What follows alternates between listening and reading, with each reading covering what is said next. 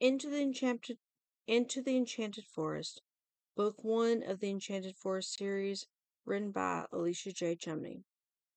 Chapter 5.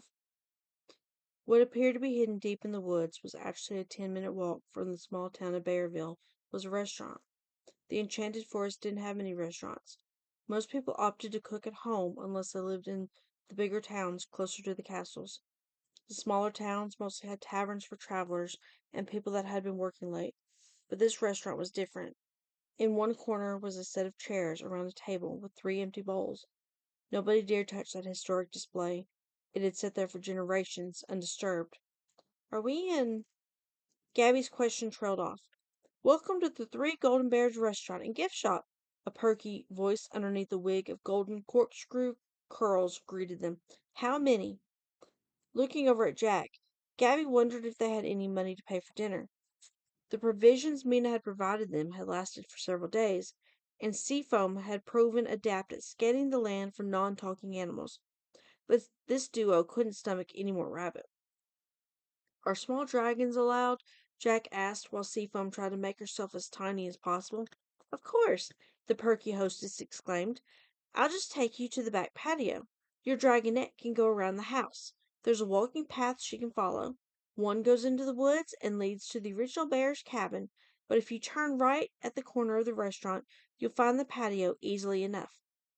Seafoam bowed her head before thanking the hostess and disappearing around the side of the building. Leading the way, the hostess started to chatter. Are you new to Bearville? Yes, Jack answered. We're just passing through on our way to. Let me guess, she interrupted, eyeing Jack and Gabby while she made up her mind. You are a huntsman, and you are leading the princess to. She paused to think. To Roshan, letting out a chuckle. Close, but not quite. Before leaving it at that, Jack had already determined that this hostess was a gossip, fishing for more information to spread. Once the big wigged girl was out of earshot, Gabby leaned closer to Jack and asked, Roshan? Sleeping Beauty's kingdom. Most of the Enchanted Forest kingdoms are named after a characteristic of the tale in the original language or in the language that the tale was most popularly told. Roshan is German for rose or little rose. Jack didn't look at her once while he was explaining it. A lot of names you will find can be translated from German. Where are we now? Jack looked round at her as if she was missing something important. Look, I know exactly where we are, but I was wondering if we were in a certain kingdom, Gabby huffed, moving to catch up with their hostess before they were lost among the tables. Looking after her, Jack lengthened his stride in order to catch up. Honestly, I don't know what kingdom we are in, he finally answered. Hansel and Gretel's candy shop was part of Roshan, even though it was on the outskirts of the boundary. This particular kingdom's name has been long forgotten, just like the location of its castle. Most people live near the boundary lines, but there are a lot of talking animals around here too. I think Little Red Riding Hood's grandmother's cottage is somewhere nearby. Normally I would not take you on this route, but the forest is insisting that pa- we have to pass by here in order to get to Wonderland. Settling into the chair that Jack had pulled out for her, Gabby looked at the spot where Seafoam had claimed and curled up into a tight little ball. Somehow the little dragon was able to make the ground look comfortable. There was a plethora of information that she had to take in, and she had a feeling that as soon as she returned to Wonderland, that there would be geography lessons on top of etiquette and who knew what else. Tell me about this tale, Gabby whispered, hoping that nobody else heard her. There are a few versions, Jack started. One has an old woman, and 2 have Goldilocks. One has 3 bachelor bears, and another has a family of bears. You are more likely to recognize the Papa, Mama, and Baby Bear version. Reality is, this story, like most other tales, have German origins, even though the most popular version is from the United Kingdom.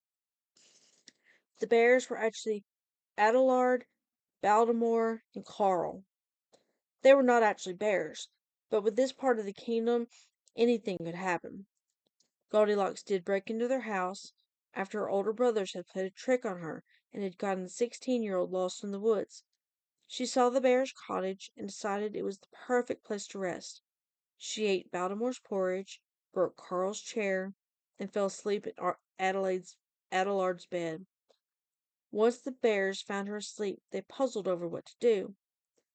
Adelard was all for keeping her, and Carl thought she'd make a perfect housekeeper. It was Baltimore who scared her and caused her to run away. Oh, their servant smiled as she interrupted their story. She wore bear ears on her head. You know the real story. Jack turned red as the girl continued to praise him. It is part of my job to know those forest tales. Then you must be a huntsman, the servant gushed, touching his arm flirtatiously. I've always wanted to meet a huntsman. Smiling widely, I'm Heather. Gabby could feel a flash of jealousy in the pit of her stomach as she watched Heather running her hand up and down Jack's bicep. From the doorway, a male voice sounded, Heather, you are supposed to take orders and not flirt with other girls' significant others. It still didn't ease her ruffled feathers as Heather apologized, backed away, and went back to pretending to be professional. I am Jack Huntsman, and this is Princess Gabriella Wonderland, Jack said coolly, annoyed that the server was more consumed with flirting with him instead of doing her job. He, more than anybody, knew the importance of doing the job a person was tasked with doing, and the weeks it was taking to return the princess to her home was wearing his patience thin. The princess and Seafoam both held back laughter as Heather froze in place. The kingdoms were aware that it was nearing time for the Wonderland princess to return. Even the table next to them froze in place as they wondered what Heather and the princess would do next. It was extremely apparent to the entire patio that Heather had been rude to the princess. Your Majesty, Heather curtsied, hiding the fact that she was unable to make eye contact and her face had turned red with shame. My apologies for being inappropriate towards your bodyguard. Smiling benignly, Gabby looked at the young girl. No apologies necessary. Straightening her spine, the waitress returned to her duties by asking, What can I get you to drink? Looking at Jack, she allowed him to place their order. Within moments, their server had disappeared, and she gestured to him to continue with his story. What happened next? Grinning at her, he felt the need to compliment her ability before continuing. You handled that superbly. Thank you. Now, what happened to Goldilocks? Gabby was eager to learn the variations to the familiar tales she had grown up reading. Shaking his head, 2 years passed, and Goldilocks found herself once again near the bear's cabin. Carl was out back taking care of his garden.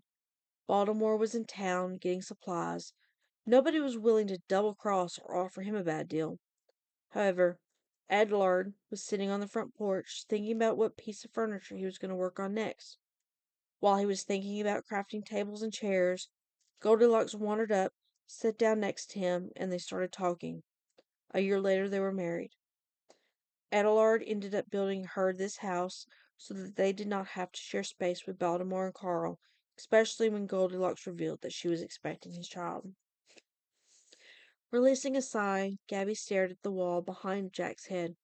I swear, sometimes you are not a cold-hearted Jack. How can you be anything but an Ethan when you can tell me stories like this? I'm doing my duty as a card and a huntsman. It is my job to know these stories. Sighing, Gabby picked up her drink to bite back the comments she was tempted to make.